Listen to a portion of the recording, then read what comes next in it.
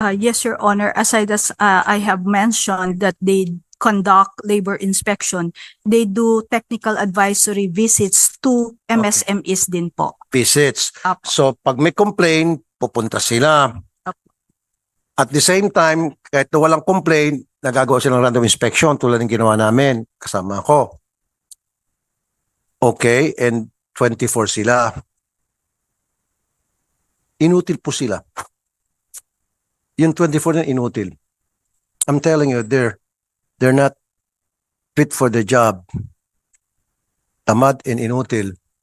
Because nag-ikot po ako sa Valenzuela, ang lalaking mga companies, never pa na nasa pool ng inyong inspector. These are big companies.